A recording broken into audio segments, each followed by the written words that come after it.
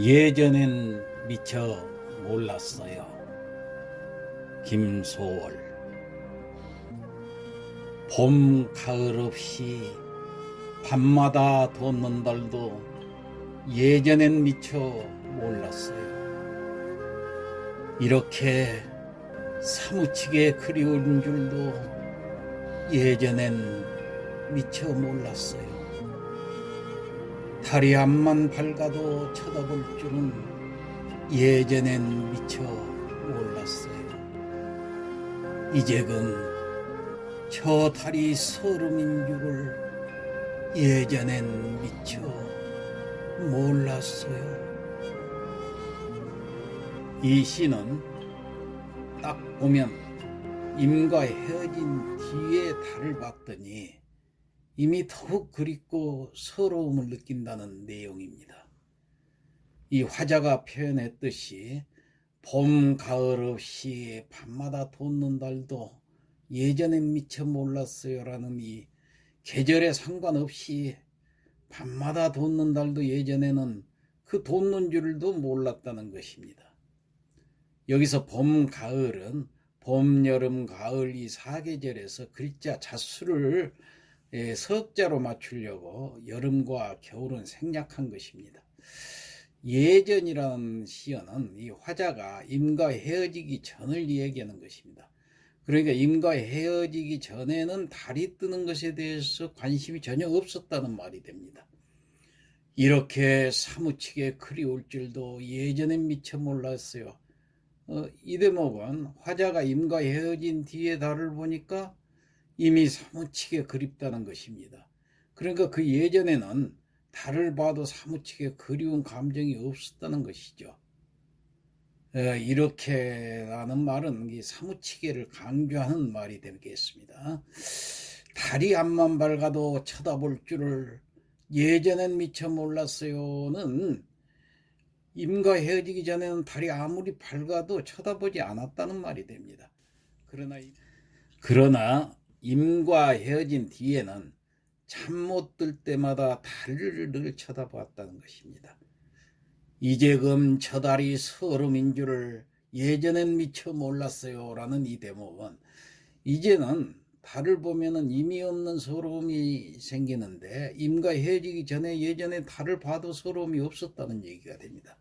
자, 이 시를 이제 좀 더 구체적으로 분석을 해볼까요? 먼저 이 민요 쪽 율격과 구조를 갖고 있다고 그러겠습니다. 이 삼음보의 율격이 네 연에 걸쳐서 지속되고 각 연마다 예전에 미처 몰랐어요라는 그 후렴이 붙어있는 구조로 되어 있습니다. 이 반복되는 구절이 운율을 형성하면서 시상을 응결시키고 있습니다.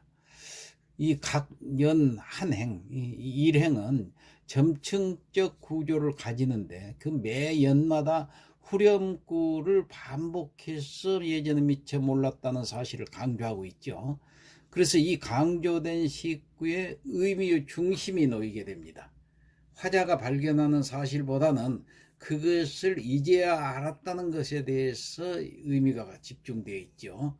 그러니까 봄, 가을 없이 밤마다 돋는 달도 그 무심히 봤을 때는 아무런 의미가 없었지만은 어떤 계기로 화자가 일상적 자아에서 벗어나게 되었을 때 그 흔한 것마저도 사무친 그리움의 대상이 된다는 사실을 이제 새롭게 인식한 것입니다. 그렇다면 이렇게 그 새로운 인식을 하게 된 계기는 무엇인가요? 그것은 개인적이든 사회적이든 어떤 결핍 상황 때문이라고 생각이 듭니다. 시련의 아픔이라도 좋고 또 뭐 조국의 상실이라도 좋습니다. 어쨌거나 자아의 지금의 처지가 결핍되고 서러운 상황임을 비로소 인식하게 되었을 때 아무 무관했던 그 달도 의미를 안고 화자하고 관계를 맺게 된다는 얘기예요. 그러니까 여기서 달이라는 것은 이 한국인의 정서의 원망과 기원의 상관물로 의탁되어 온 것이 우리 전통입니다. 예를 들어서 그러니까 달의 소망을 바라고 달에게 불행을 하소연하면서 달과 함께 정신적 교감을 해온 게 우리 그 삶의 일면이었던 것입니다. 그래서 달은 시에서 이 객관적 상관물로 많이 인용되고 있습니다. 예, 신라 향가인 그 정읍사에서 보면은 화자의 그 불안한 마음과 함께하는 그 상관물로 원앙생가에서는 초월의 세계를 매개하는 상관물로 뭐 이런 식으로 늘 등장을 하고 있어요. 조선시대에는 그 많은 시조에서도 달과의 교감이 그 시세계를 형성하고 있지요. 여기서 해가 그 남성적 의미를 띠고 있다면은 다른 여성적 이미지를 띠고 있다는 것을 상기해 볼 때 이 한국 시에서 달이 그토록 많이 등장하는 이유를 우리는 짐작할 수 있을 것입니다. 달과 밤은 모두 여성적 그 한의 정서와 동일한 정조를 가지고 있기 때문이죠. 그런 면에서 김소월의 달은 비원의 대상물이 됩니다. 이연에서 달은 사무치는 그리움이 되고 사연에서는 서러움이 된다고 해가지고 화자가 지금 못내 그리워하고 서러워하고 있다는 것을 이제 알게 됩니다. 그런데 이런 그 새로운 인식 뒤에 어떤 그 행동의 변화도 아직 이루어지지는 않습니다. 다만 그 사실을 이제 알았다는 충격이 더 큰 아픔을 줄 뿐입니다. 그러므로 어떤 감정의 그 구체적 진술보다는 그런 감정에 직면한 사실만을 제시해가지고 독자들에게 정서적인 그 떨림을 크게 하려고 한 것이다. 이렇게 파악할 수가 있죠. 참고로 이 소월시에서 이 한하고 민요의 관계를 좀 살펴보면은 이 문제들이 뚜렷하게 이제 알 수 있게 됩니다. 이 소월시의 그 저변에 흐르는 그 한이라는 것은 우리 한민족의 심층에 깔린 정서입니다. 이것은 고려 소교나 시조에서 살펴볼 수 있거니와 그 외에도 구전하는 그 민요나 민담에서도 쉽게 발견되는 것들입니다. 여러 민요를 살펴보면은 소월이 그의 시에서 노래한 이별의 한이 민요 같은 데도 그대로 나타나고 있다는 것을 우리는 확인할 수 있죠.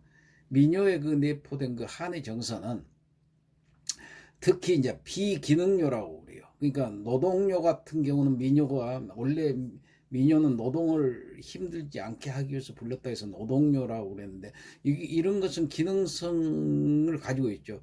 그런데 이 한이라는 것은 어떤 기능성이 없어요. 그냥 비기능요라고 그렇게 할 수 있습니다. 그래서 이 한국 민요 정서가 소월시의 그것과 일치한다는 것은 어떤 여러 평가들에 의해서 지적된 바가 있어요. 소월시의 이 시는 소월의 이 시는 한국인의 그 보편적인 정서와 민요적 율격이 아주 밀착되어 있다고 볼 수가 있습니다. 그래서 그 표면에 그리움이라든가 슬픔이라든가 한이라든가 이런 비극적 사랑의 정감이 있으면서도 이면에는 그 존재에 대한 형이상학적 성찰을 담고 있다고 보겠습니다. 그러니까 그 심층에는 험난한 역사와 현실 속에서 삶의 어려움을 참고 이겨내고자 하는 그 초국의 정신이 자리 잡고 있다는 점에 그 참 뜻이 놓여 있습니다. 그 무엇보다도 소월시는 서구 편향성의 초기 그 시단 형성 과정에 있어서 한국적인 정감과 가락의 원형지를 확실하게 보여주고 있었다는 점에서 민족시, 민중시의 소중한 전범이 된다고 하겠습니다. 예, 이상 마치겠습니다.